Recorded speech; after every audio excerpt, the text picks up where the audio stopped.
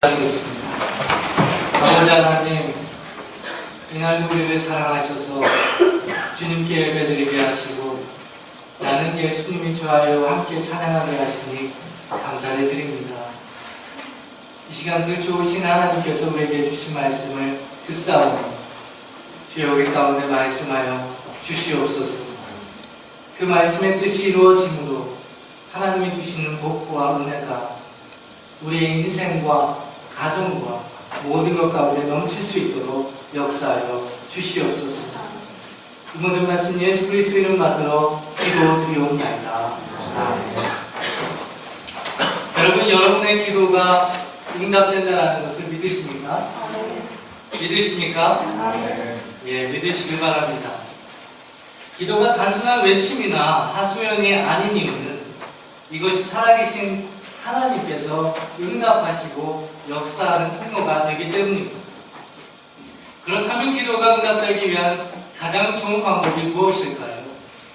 저번에 했던 설교를 기억하실지 모르겠지만 그때는 제가 말씀을 나누기 전에 시험을 잘 보는 3가지 방법에 대해서 말씀을 드렸습니다.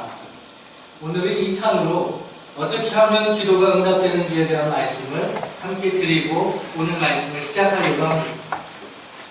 기도가 응답되기 위한 가장 좋은 방법은요, 첫 번째는요, 바로 기도하는 것입니다. 여러분의 얼굴을 보니까 내가 그럴 줄 알았어 하는 표정이네요. 그런데 여러분, 기도가 없이는 응답도 없습니다. 기도하는 것 없이는 응답이 없더라는 것입니다. 따라서 기도하는 것이 무엇보다 중요합니다. 두 번째 방법은요, 바로 믿음으로 기도하는 것입니다. 여러분의 표정이 점점 어두워져 가시네요. 그저 하나님을 한번 찔러봐야지 하는 생각으로 기도하는 것이 아니라 진정한 믿음과 약속을 신뢰하는 마음으로 기도할 때 하나님은 역사하십니다.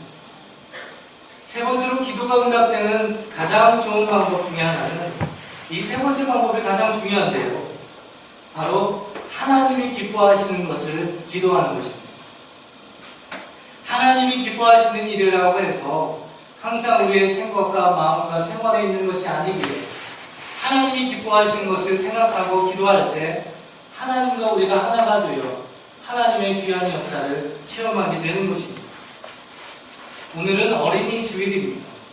특별히 오늘은 어린이 주일을 맞이해서 부모의 기도에 관한 말씀을 함께 나누려고 합니다.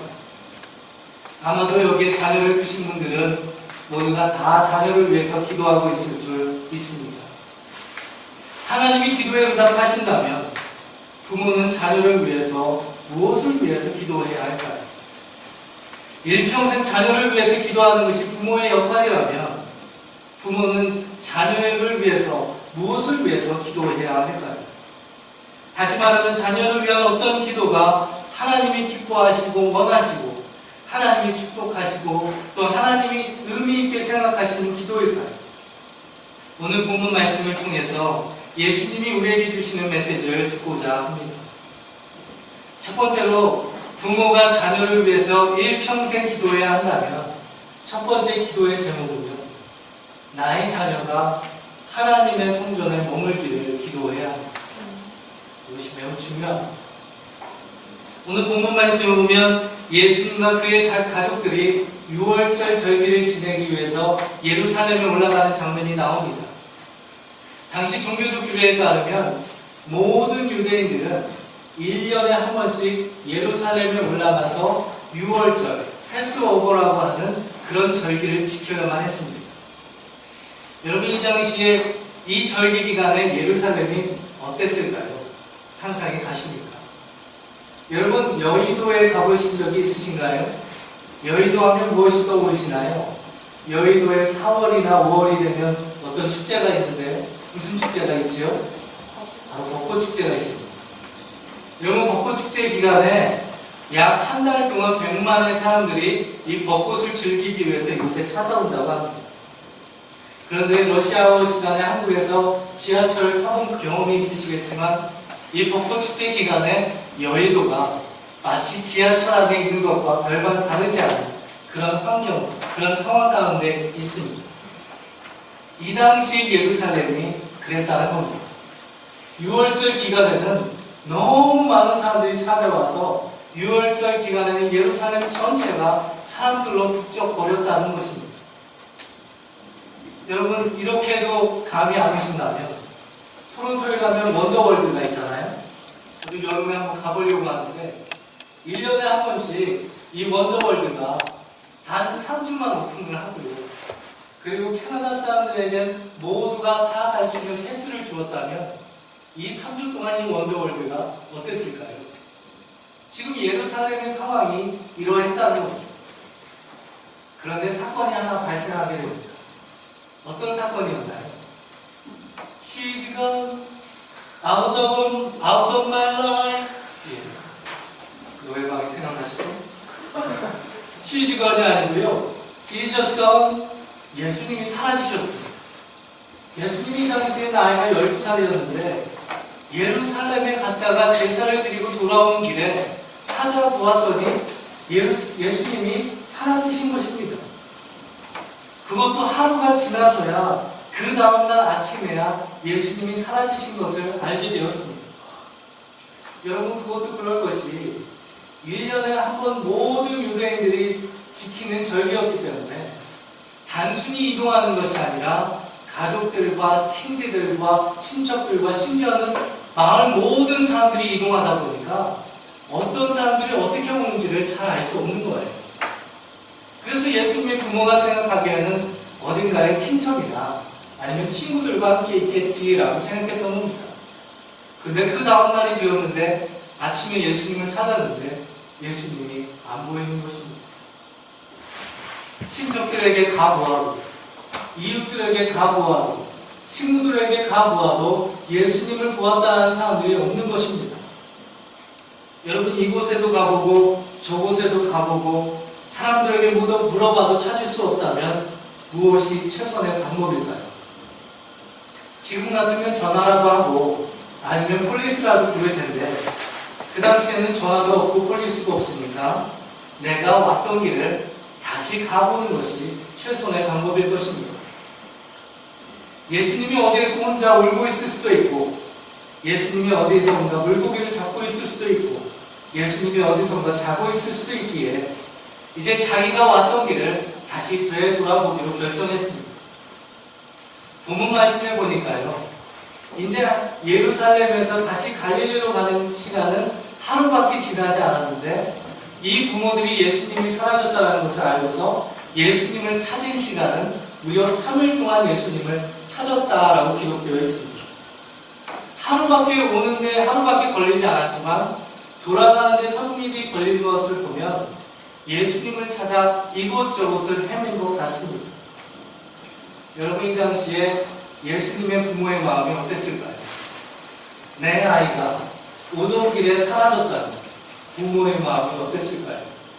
여기에 있는 청년들은 감이 안 오시죠? 2년 전 미국에서 미국은 땅이 넓잖아요. 캐나다만큼 땅이 넓으니까 무려 10시간 동안 내 아이가 차에 타고 있지 않다는 사실을 깨닫고 다시 돌아가서 아이를 찾은 기사를 본 적이 있습니다. 저희 첫째 딸인 예영이가 3살 때 미국 조지아 아틀란타에 새로운 수족관이 생겼습니다. 그래서 저희도 거기를 가보았는데 거기에서 예영이를 잊어버렸습니다. 무려 30분 동안 예영이를 잃어버렸는데요. 그때를 생각하면 지금도 정말 아찔합니다.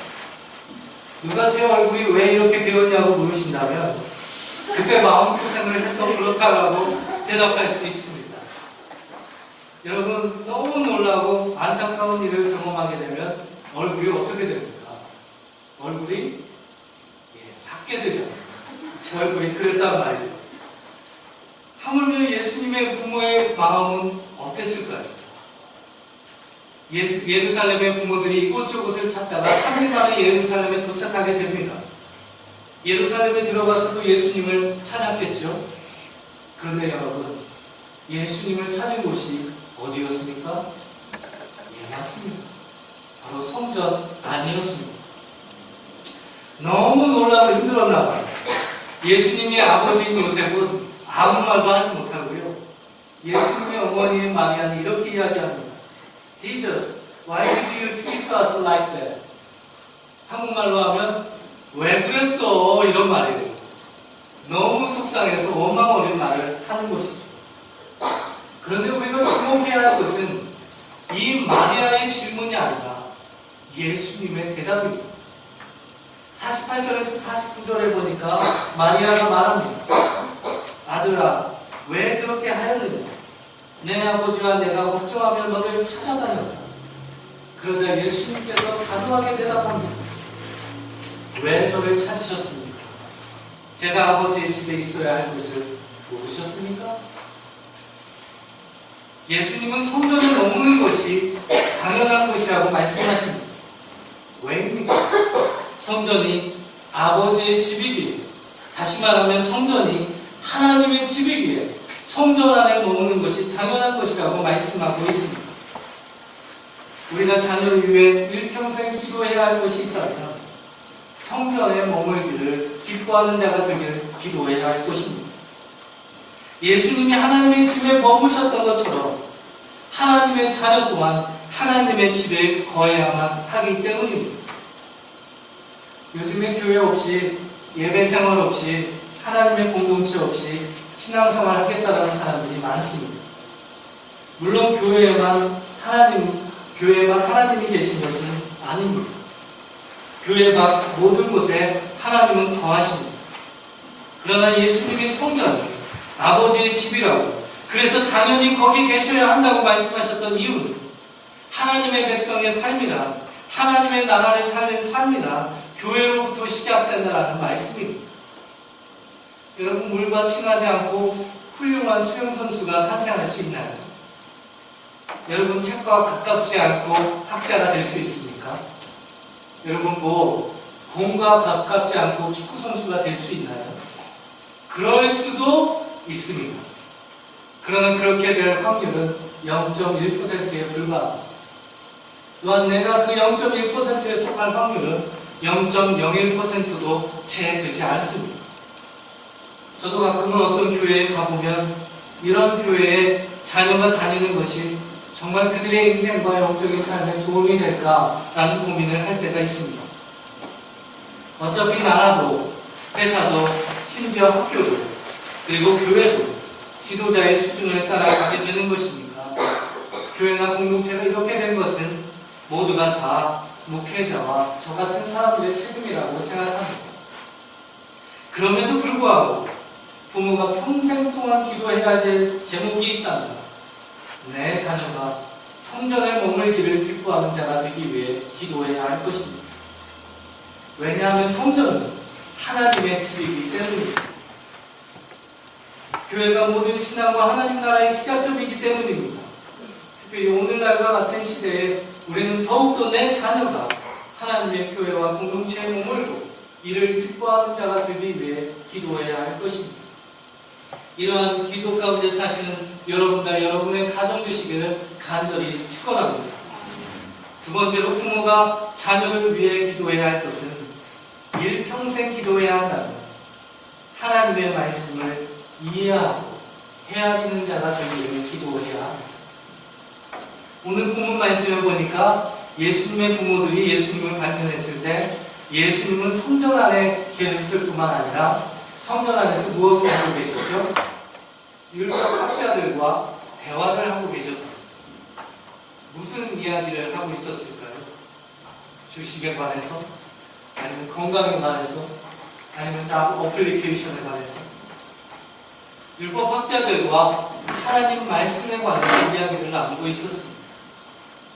서로 하나님의 말씀에 관해서 묻고 대답하며 대화하고 있었던 것입니다.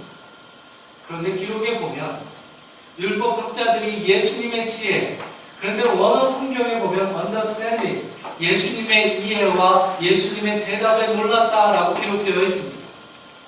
다시 말하면 예수님은 그의 어린 나이와 상관없이 Young Jesus did understand and conceive God's word. 젊은 어린 예수님은 그의 나이와는 상관없이 하나님의 말씀을 이해하고 헤아리고 있었다라는 말씀입니다. 여러분, 자녀들에게 좋은 위탁 교육을 시키려고 하면서 혹은 좋은 설교는 듣게 만들려고 하는 거죠. 정작 하나님의 말씀을 이해하고 헤아리는 자가 되기를 얼마나 기도하고 계십니까? 요즘에 한국이나 미국 교회에 썬데이 스쿨에서 쉐마 교육이라는 것이 유행 중입니다. 쉐마 교육이라는 것은 예전에 유대인들이 신앙 교육을 할 때 쓰던 방식 중에 하나인데 원리는 간단합니다. 하나는 하나님의 말씀을 암기하는 것, 메모라이즈 하는 것이고요. 그 다음 하나는 1대1로 서로 대화하는 것입니다. 서로 질문하고 서로 답변하는 것이죠. 만약에 제가 한국에 있는 썬데이 스쿨에 있는 학생들을 붙잡고 이런 방식으로 교육을 하면 아마 저한테 왜 이러세요? 라고 이야기할 거예요. 그런데 여러분, 왜 이런 방식이 도움이 되는 것입니까? 그런데 왜 여러분 이런 프로그램이 우리에게 유익을 주는 것입니까? 왜냐하면 하나님의 말씀은 듣고 배우는 것이 아니라 이해하고 헤아리는 것이기 때문입니다. 만약 부모님이 교회 중직이라서 어릴 적부터 교회를 다녔기 때문에 교회에 머물기는 머물지만 하나님의 말씀을 이해하거나 헤아리는 것이 없다면 의무적인 종교인이 되거나 헌금하는 좀비가 될 가능성이 매우 높습니다. 어릴 적부터 교회는 다녔는데 하나님 안에서 새로운 삶도 새로운 인생도 살아갈 수 없게 되는 것입니다.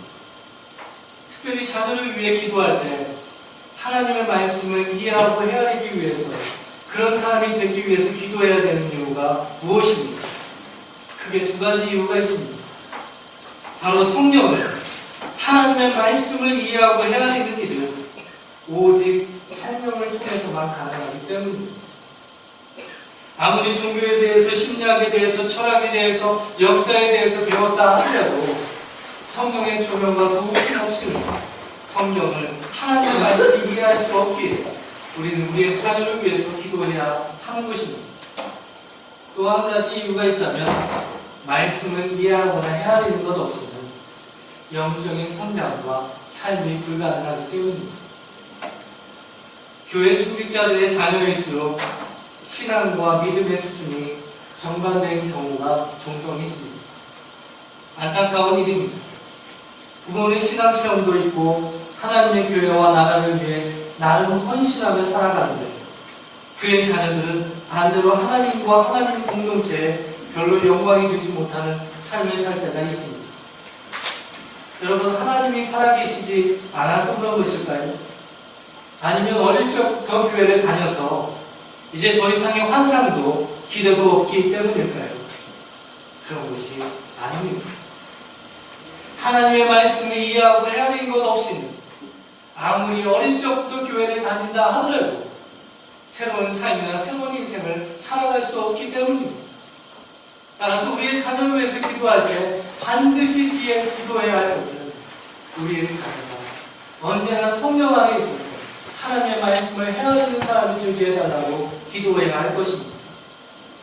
제가 이번 주에 어느 책을 봤더니 이런 말이 있었습니다. 오늘날 성도들은 말씀의 홍수 속에 휩쓸려 가고 이단들은 말씀의 오해 속에 득세한다. 한쪽은 나도 들어봤어, 알고 있어, 읽어봤어 라고 이야기하고 또 한쪽은 성경에 써있어, 내가 더 많이 알아 라고 이야기합니다. 한쪽은 성경 말씀 그거 별거 아니야, 교회 잘 다니면 축복받는다, 믿음 생활 잘하는 말이야, 착하게 살라는 말이야 라고 이야기하고 또 한쪽은 성경 그거 내 안에 있다 라고 이야기합니다. 그런데 정작 둘 모두 공통점이 있습니다. 둘 다 성경을 이해하거나 헤아리지 못한다는 것입니다. 오늘 본문 말씀처럼 예수님도 말씀을 듣고 헤아리시길 즐겨 하셨습니다. 아니, 요한복음의 말씀에 보면 말씀이 육신이 되었다라고 기록되어 있습니다. 예수님 자신이 곧 말씀이셨다라고 말씀하고 있는 것입니다. 오늘 본문 말씀 예수님의 이야기를 통해서 예수님이 직접 가르치시지는 아니하셨지만 예수님의 메시지를 듣는 이유가 무엇입니까? 바로 그의 삶 모든 것이 하나님의 말씀을 헤아리고 이해한 결과였기 때문입니다. 말씀이 육신이 되었다면 어떻게 말씀을 이해하고 헤아리는 것 없이 말씀이 육신이 될 수 있었겠습니까? 여러분, 자녀들을 위해서 기도해야 한다면 다른 것이 아니라 여러분의 자녀들이 말씀을 이해하고 헤아리는 사람이 되기 위해서 기도하시길 바랍니다. 이것이 얼마나 중요한지 모릅니다. 그것을 위해서 성령님께 간구하시길 바랍니다. 인터넷 방송으로 말씀을 많이 듣게 해줘야 된다는 얘기가 아닙니다. 시간이 될 때마다, 눈이 마주칠 때마다 설교 말씀을 해야 된다는 얘기가 아닙니다. 만약에 여러분이 이렇게 하시면 여러분의 자녀들은 종교적 탄압을 피해서 가출을 할지도 모릅니다. 따라서 여러분, 기도에 주어야 합니다. 가르친다고 되는 문제가 아니기 때문입니다. 언제나 성령의 조명 아래 있을 수 있도록, 성령의 조명 아래 거해서 주의 말씀이 그의 인생의 길이요 진리요 생명이 될 수 있도록 그를 위해서 기도해 주어야 하는 것입니다. 여러분 모두가 이러한 기도의 부모가 되시길 간절히 축원합니다. 간절히 축원합니다. 세 번째로, 자녀들을 위해서 평생 동안 기도해야 할 것은 하나님과 사람들에게 사랑받는 사람이 되도록 기도해 주어야 합니다. 일반적으로 자녀를 위해서 무엇을 기도하십니까? 돈 많이 벌고 건강하고 좋은 직장 다니고 화목한 가정 꾸리기를 위해서 기도하시잖아요. 여러분, 이런 기도는 필요합니다.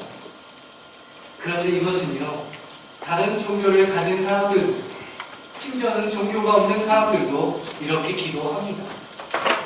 따라서 우리의 시선을 하나님의 시선에 맞게 업그레이드할 필요가 있습니다.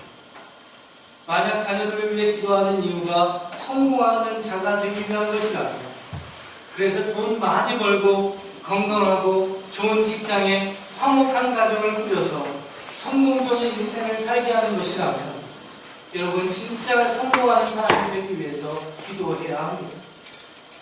여러분, 과연 어떤 사람이 진짜 성공한 사람일까요? 바로 하나님과 사람들에게 사랑받는 사람이 되는 것이 성공한 사람이 아닐까요?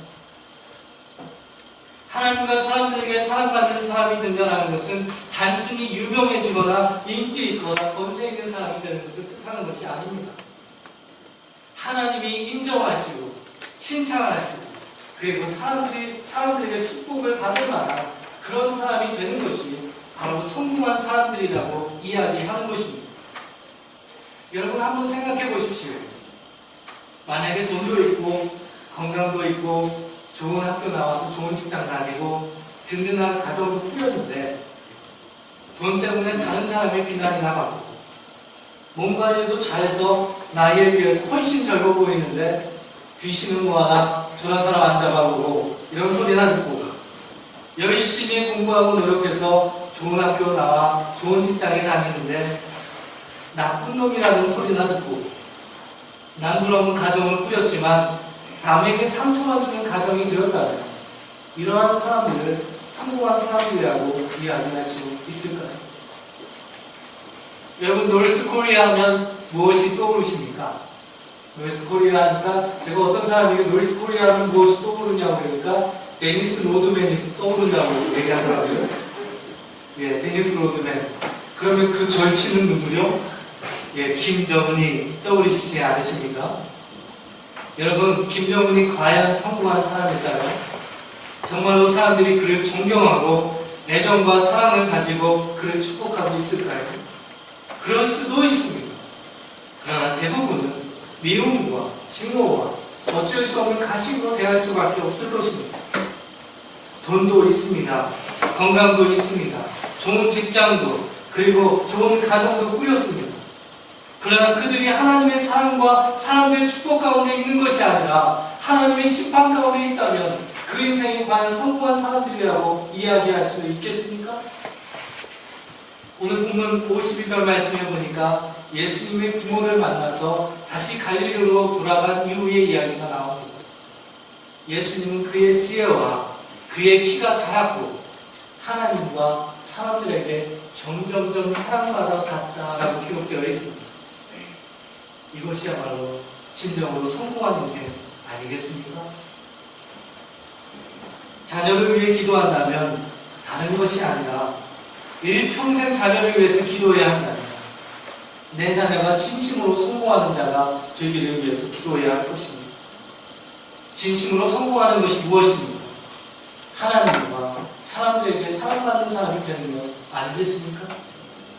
여러분들 중에 혹시 저에게 그러면 목사님은 정말 사랑받고 하나님과 사람들에게 사랑받고 있습니까? 목사님은 성공하셨나요? 라고 물으실 수도 있습니다. 저는 그렇다라고 대답할 수 없습니다. 그러나 분명하게 말할 수 있는 것은 그러하기에 저를 위해 기도해 달라는 것입니다. 그러한 삶을 살 수 있도록, 그러한 사람이 될 수 있도록 저를 위해 기도해 달라는 것입니다. 마찬가지로 자녀들을 위해 기도해야 할 것입니다. 자녀를 위해 기도한다면 다른 것이 아니라 내 자녀가 진심으로 성공한 사람이 될 수 있도록 기도해야 할 것입니다. 어떤 사람이 진심으로 성공하는 것입니까? 바로 하나님과 사람에게 사랑받는 사람이 되는 것이 진심으로 성공한 사람이 되는 것입니다. 단순히 유명해지거나 인기가 많은 사람이 아니라 하나님이나 남의 시선 때문에 그런 척하며 사는 것이 아니라 하나님이 칭찬하시고 사람들이 축복하기에 충분한 사람이 되는 것이 바로 성공한 사람들이 되는 것입니다. 여러분, 내 자녀를 위해서 일평생 기도해야 한다면 바로 이것을 위해서 기도하시는 여러분들 되시길 간절히 축원합니다. 말씀을 마칩니다. 자녀에게 해줄 수 있는 선물 중에 기도만큼 좋은 선물이 없습니다. 하나님은 분명히 기도에 응답하십니다. 그러나 자녀를 위해 기도하는 것만큼 무엇을 위해 기도하는가도 중요합니다. 자녀에게 해줄 수 있는 선물이 기도라면 우리는 무엇을 위해서 기도해야 할까요? 첫 번째는 내 자녀가 주의 성전에 머물기를 기뻐하는 자녀가 되기 위해서 기도하시기 바랍니다. 두 번째는 주의 말씀을 헤아리고 이해하는 자가 되기 위해서 기도하시기 바랍니다. 세 번째는 하나님의 사람들에게 사랑받는 자가 되기를 기도하시길 바랍니다. 주의 성전을 사모하고 거하는 것이 하나님과의 모든 것이 시작입니다. 교회에서 모든 것이 시작됩니다. 따라서 일평생 기도해야 할 것이 있다면 내 자녀가 주의 성전에 거하기를 기뻐하는 자가 되기를 기도해야 할 것입니다. 그러나 교회에 머무는 것만으로는 불충분합니다. 주의 말씀을 헤아리고 또한 이해하는 것 없이 그러한 교회 생활은 무기력한 또한 무능력한 종교인만 만들 뿐입니다. 따라서 성령께 간구해서 하나님 내 자녀와 성령님 함께하여 주시옵소서. 따라서 언제나 하나님의 말씀을 이해하고 헤아리는 자가 될 수 있도록 인도하여 주시옵소서라고 기도해야 할 것입니다. 마지막으로 기도해야 한다면 하나님과 사람에게 인정받고 축복받는 사람들에게 해달라고, 그래서 참으로 성공한 인생 살게 해달라고 기도해야 할 것입니다. 말씀을 마치면서 한 가지 더 붙이자면, 여러분, 기도를 받는 것보다 당사자가 기도하는 것이 더 중요하겠지요? 여기에 혹시나 자녀분이 없는 청년들이나 어린 학생들이 있다면 일평생 동안 여러분의 기도의 제목 가운데 이 세 가지 기도의 제목들을 가지고 사셨어요. 정말 일평생 동안 하나님이 기뻐하시는 역사 가운데 살아가는 여러분들 되시길 간절히 축원합니다. 간절히 축원합니다. 기도하시겠습니다.